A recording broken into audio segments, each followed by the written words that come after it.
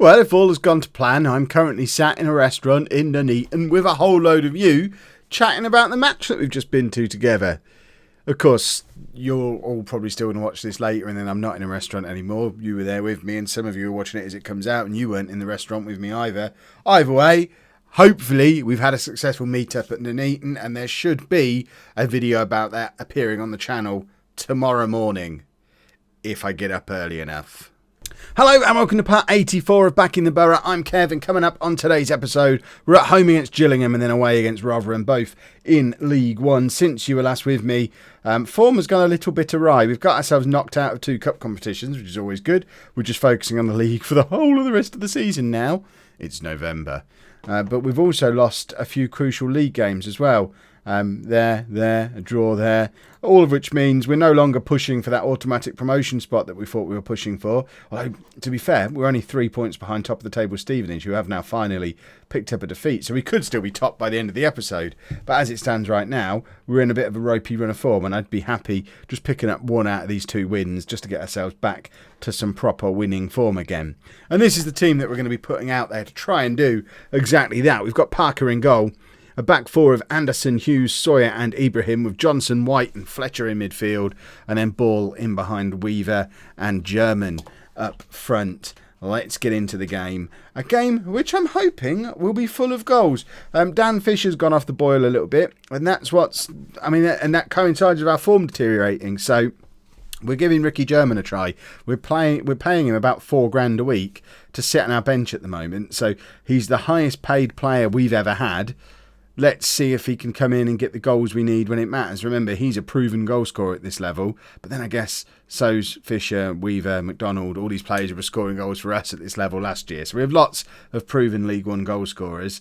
But we've got to give Ricky German a chance just because of the amount of money that we're paying him. But I don't think we can blame him for the fact we've gone 1-0 down after 5 minutes. Nadat's going to be back in the team before long because I'm still absolutely not convinced at all by Parker. He's just kind of flapping his arms in the rough general direction. If I want a keeper who's just going to flap his arms around, I've got Robbie Nadat who can do that. White with a free kick. Oh, I thought that had flung into the top corner. I was about to go giddy because that was almost a wonder free kick. But 'twas not to be. But we have a corner now. It comes across towards Hughes. Finds Johnson. Now Fletcher. And it's into the hands of their goalkeeper again. Coventry are now beating Swindon. Swindon are the ones with all the money, aren't they? Where are Swindon? Why can't I see Swindon are still in mid-table? How are Swindon in mid-table with all the money that they've spent and the players that they've got? I don't understand football anymore. Johnson, forward towards Weaver, who's come very wide and very deep and found Joe Anderson, who eventually works the ball back through to Weaver again in a more attacking position. German has beaten his man and scored a beauty. That was just quality attacking play from Ricky German. I thought he'd stepped away from it and just sort of taken himself out of the play. But in actual fact, with one step, he's lost his defender completely. Look at this. That there is beautiful. And then it's a perfect finish from just on the edge of the area. Ricky German saying, yeah, boss, of course I'm going to come in and score some goals for you. I'm Ricky German. That's what I do. Hopefully we don't concede immediately. For goodness sake.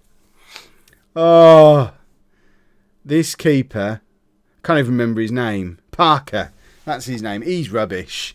You lot with all your nada out nonsense for all that time. Parker's clapping that. Yeah, good goal. I didn't even try and save it. Well, I say Parker out, and I've just realised I'm the one who picks a team, so we might do that for the next game. Ball has just grabbed an immediate equaliser there. It's turning into a goal fest here at Liberty Way, and that's just the way we like it, because if it's going to be an end-to-end goal fest, I'm confident we come out on top of that kind of fixture, because I think we've got more firepower than any other team in the division, because we can do stuff like that. We've still got Fisher sat there on the bench who can come on and score goals for fun if it's that kind of game. If you give Dan Fisher chances, he'll score. It's when teams come and defend and we have to try and grind out our goals. That's when Fisher starts to struggle a little bit. That's a really poor pass and has left us in a little bit of trouble. Although the back 4 and midfield 3 were all nicely in position, so we don't have anything to worry about. Apart from the fact we're basically playing without a goalkeeper. What on earth was this pathetic attempt at a save? Let's just have a little look at this again. And are you going to save that? No, you're just going to fall over. You're literally just going to fall over. And there's now been 4 goals in the last 6 minutes of this game. And unfortunately, several of them have gone against us, which is problematic. A few of you have been saying how I should be sending my scouts out just to look for goalkeepers, all that kind of stuff. I've done all that. When I say I've been looking for a goalkeeper for the last 4 seasons, I mean it. I'm looking for a goalkeeper. And just can't find one. Cannot find a goalkeeper that we can afford who's going to improve our team. There are lots of goalkeepers out there. There's lots of 2.5-star goalkeepers out there. There's lots of keepers with potential out there. And there's lots of expensive goalkeepers out there. But there isn't a goalkeeper that we can pick up on a free who's going to be a top League One goalkeeper. And that's basically the criteria that we've got. And such a man does not exist. There's no loans that are going to improve us. There just isn't an option out there. And I know we've had this problem repeatedly in Football Manager in the past, that quality goalkeepers, especially once you start to get a little bit further into the game, quality goalkeepers become really hard to find. I don't know if decent goalkeeper new gens just don't really happen, or what the issue is, because once you get 10 seasons in, goalkeeping is, I mean, it is a lottery whether or not you stumble across a goalkeeper who's any good or not. Because as soon as you find one who is good, the big clubs just hoover them up, and they'll have 4 or 5 of them, and there's none left for anybody else, and it's very sad. We need to change things up really to get a result out of this game. The goals have suddenly stopped for like half an hour or so. German, what's he going to do? Just give the ball away. I mean, he's had 1 good touch and 1 good finish in the game, and it was all part of the same move. He's had 1 moment of brilliance and been completely absent for the rest of the game, Ricky German. That's not really what I'm looking for my strikers. I need hard worker. I want a team of Weavers. Weaver is my kind of striker. He's always working hard, closing down, creating chances for other people, and Joe Anderson's just got himself sent off. So any plans I had to try to get back into the game have now been ruined, because I don't remember the last time we had a good performance when we were down to 10 men. The way we play just doesn't facilitate 10 men very well. We do have a left back on the bench, and we're going to bring him on for Graham White and just do that. I don't think you've met Cooper yet. Michael Cooper, young fullback. We'll have a look at him when we have a look at when we make the rest of the substitutions in a second, because I think it is the first time you've seen him. I don't think I'd met him until the last game. I think he came off the bench in the Checker Trade Trophy game. We might have played from the start in that. I forget now. I basically hit the full rotation button for the Checker Trade Trophy, and it was a bunch of people I'd never heard of. But clearly he did enough in that game to impress my assistant manager enough to put him on the bench for today. So Michael Cooper, 20 years old, came in from Tottenham a few years ago now. So we brought him in on a 3, sent him out on loan to Hampton and Richmond for 2 years, and he's now a 2-star current ability, 4.5-star potential ability left back. So despite the fact he's been with us for a couple of years, he's not lost all his potential yet. So there might actually be a little bit of a future for him. Right, what can we do? What can we do? Let's bring on midfield players and attack. Attack! We've got to find goals from somewhere. Come on, gentlemen. No one wants to be top of this league. Even with another defeat, we'll still only be 4 points off the top. And German has just had a second moment of brilliance. I mean, if he's going to have multiple moments of brilliance in each game, then I might forgive him for being absent for the rest. Because his 2 goals today are goals that he has absolutely no right to be scoring at this level. You shouldn't be finishing like that, Ricky German. This is League One. That was spectacular. 20 minutes left. We're level again. And now we've got a chance to go on and, I mean, I wasn't going to say nick a victory, but looking at those stats, it would be absolutely what we deserve if we can go back and win this game. 2 clear-cut chances, 4 half chances. Yeah, they've had 8 half chances. But what are half chances? They've not had a clear-cut one, and we've had 2. Therefore, if we don't win, being mugged. Everyone knows the rules of muggings. Half chances don't come into it when you're talking about a mugging, even if you've let them create 8, which is ridiculous. I thought Parker was dropping that cross there. If he had done, I'd have taken him off. And I know I've got no more substitutes. I would have just brought him off and not offered a replacement. I think we'd have been better off just with an open goal. But he does make another save, which, I mean, it's a novelty.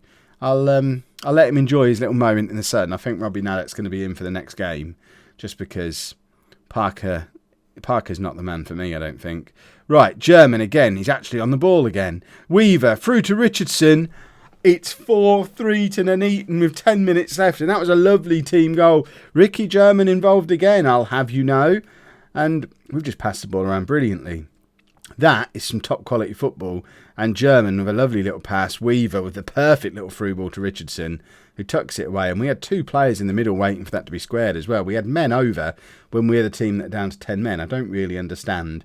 But who am I to question it? Now I'd just like to not concede again. It's Weaver who's dropped very deep, but a ball over the top to Richardson, and we have men over again, and it's Richardson, and he probably should have put that into the path of Ricky German, who could have had a hat-trick there.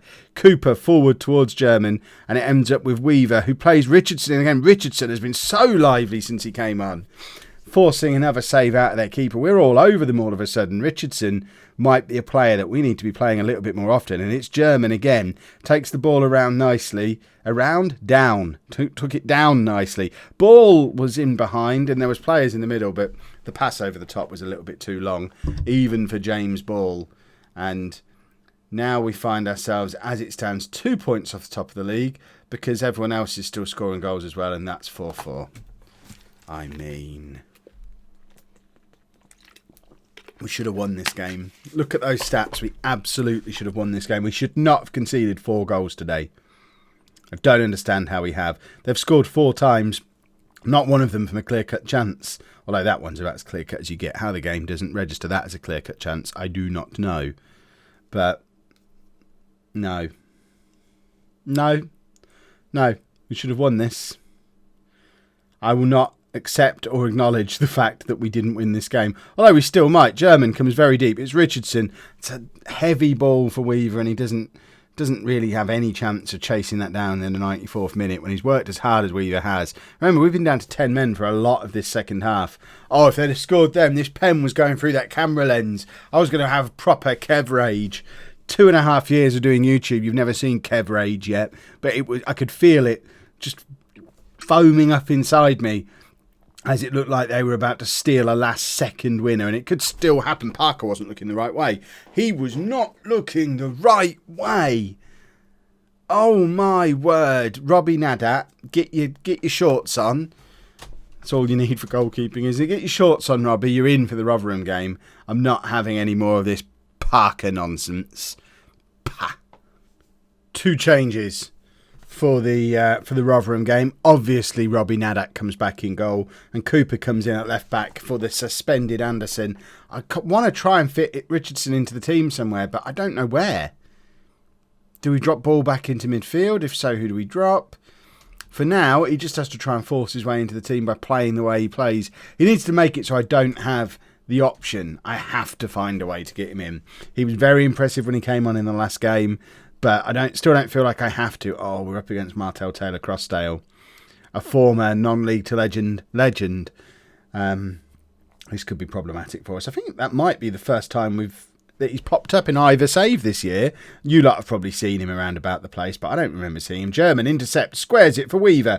1-0. Ricky German, I tell you what, I've wanted him for so long. This is why he's actually starting to look quite good. To be fair to him, I didn't give him the opportunity to look good any earlier in the season because he's been sat on the bench. But we've given him, I think this is his 3rd consecutive start now. And he's involved in every goal we score, whether he's creating it or just doing something a little bit special to score it. He's a very different kind of striker to what we're used to. I'm still trying to get my head around the fact that he's just not grafting away, running away. He's got a little bit more flair and fancy about him. We've got a fancy player. I mean, it doesn't hurt to have one fancy player in the team, surely. And there's Robbie Nadat. Look at that. Beautiful ball forward to Fletcher. Onto Ball. I'm giving the assist there to Robbie Nadat because it was a perfect long pass. It might have looked like an aimless ball forward, but if it was aimless, would it have landed so perfectly the way it did? Look at that. Nadat floats it into the path of Fletcher, who only needs one touch before playing it through to Ball to finish it off. Fletcher just kind of helping it on. Nadat knew where it was going all along. Robbie Nadat is a hero. That Parker fella, what's he even for? Robbie Nadat is the future, everybody. And good work. Robbie, please don't do anything. Robbie. please don't do anything stupid for the rest of the game. Your buddy there, Parker, he's made a few mistakes today. This might be your opportunity to get the comments section on your side, even if it's just for half an episode. But you've got to avoid doing anything stupid for the rest of this game. And I know that's a tall order, but I think you've got it in you. If you're ever going to be our first choice keeper, you've got to not do anything stupid today. See, making a save. That's a good start, Robbie. Keep that up. Have a few more of them. If you play a blinder today, a couple more assists, a few more saves, then people might start to have a little bit of faith in you. Perhaps all you needed all along was the understanding that you're not guaranteed to start every game. Perhaps it was complacency that was holding you back, and all along you've been a hero. Because that first season when we were down in the National League and he didn't play until Wembley, he had a great game at Wembley. He looked like a really good keeper because he hadn't been in the team all year. He's been first name on the team sheet ever since. Perhaps he just got complacent. We're not blaming him for this goal. We're going to blame White for not getting the tackle in there. Or whoever that was, Cooper, for missing the header. I think he's number 39. But we're certainly not going to blame Robbie Nadat. He couldn't do anything about that. But I think he'll get a couple more assists in the second half. I'm a little bit confused. I think it's because we've not seen much of Ricky German so far. But I would have expected more comments about how much it's triggering you that he's got a number 6 on his back and he's playing up front. I feel like that might... Perhaps you've not noticed. Hopefully now I've drawn attention to it. It will be winding a few of you up. Because I just felt the need to do it. It's like an upside down 9, isn't it? And we weren't going to give him the number 9. I don't even know who's got that. Probably a reserve or something. But the number 6 was 3. Me and my THs. I can't say them half the time, and then sometimes I use them when I'm not supposed to. Robbie. I'm still not going to blame Robbie Nadat for that, but he's not making silly mistakes, but he's also not making saves. But then neither was Parker. I mean, is there any scope for... I'll have to consult the rule book, but is there any scope for playing them both and just giving them half a goal each to take care of? Because we looked all right with 10 men in the last game. If we'd have played the whole of the last game with 10 men but 2 keepers, one taking half a goal, we'd have won that game. I think I'd happily sacrifice an outfield player for an extra goalkeeper, but I don't know if it's allowed. I might write to the FA. Miles Darwin's just scored for Bradford. He could have been in our team. He would have been in our team if he was still here. Right, we're going to take White off and bring on Barber. We're going to take off Johnson and bring on Richardson. And we're going to swap those two around. And you know what? We're going to bring on Dan Fisher as well. We can't have a whole episode go by where we don't see Dan Fisher. So Dan Fisher's going to come on. Triple substitution. We want a winner. We've got all of our creative and attacking players on the pitch at the same time. Apart from Weaver. But there's got to be a goal in us somewhere. Robbie's going to do something stupid here, isn't he? Oh, Ibrahim with the clearance. Right, now we've got 3 on 2. Please don't mess it up. Fisher across to German, who's in space. Richardson was in the middle. Why do you not just put that into the path of the unmarked man who's 6 yards out? Richardson picks it up on the edge of the box, but then loses it. With 10 minutes to go, it's now Rotherham on the attack. And we've still got men over while they're attacking, but they've got about 3 people overlapping on this far side, and we've not even noticed them. Luckily, the cross doesn't come over. It's German again, who's battling a little bit. That's not like Ricky German. He looks like he's actually trying. Hughes to Barber to Fletcher. We've got Cooper in space on that left-hand side, but we've decided we don't need him. Dan Fisher needs nothing. Dan Fisher's saying, oh, what, you think Ricky German's fancy and he can make his own goals, do you? Well, I'm Dan Fisher, and this is what I do. I don't know if I've ever seen Fisher score a goal like that before. That was magnificent. Richardson just plays it into him, back to goal, one touch, spins round, top corner, bang. Stop leaving me on the bench, boss. I've had enough of that. I'll play from now on. Thank you. Perhaps Fisher and German's our new strike partnership. Despite me singing the praises of Weaver throughout the majority of this episode, is now the time for the 3 up top. But then how do I play both Ball and Richardson? We've got too many good attacking players. I will trade two attacking players of your choice in exchange for David Seaman in his prime to go in goal. We just need a keeper. We would have won the league last year if we had a keeper. We'd be top of the league this year if we had a keeper. I'm admitting it now. The goalkeeping thing is a problem. There just isn't an affordable solution to it. And Robbie had it covered. 3 points off the top of the league is not a disaster at this stage of the season by any stretch of the imagination. I think we'll go up this year. I'd like it to not be through the playoffs, but I'll take the playoffs if that's all we're offered. But I still think we've got a good chance for automatic promotion this year. Fletcher, forward to Richardson, out to Cooper, but Cooper just kind of lets it go to their player, and then their player kicks it out inexplicably. Cooper to Barber, back to Cooper again. Let's just keep hold of the ball for 20 seconds. Let the clock run down, lads. Cooper again. What do we think of Cooper? We've seen him play a game and a half now. I think Anderson might need to watch his back a little bit. Cooper looks decent. We tried Craig Hudson quite a lot over the last few years, and I was never fully convinced. But Michael Cooper looks all right. We might have a long-term challenger for Joe Anderson there. Anyway, if you have enjoyed that episode, please make sure you leave a nice big thumbs up on there for me. Subscribe to the channel for daily Football Manager videos. And thank you very much for watching.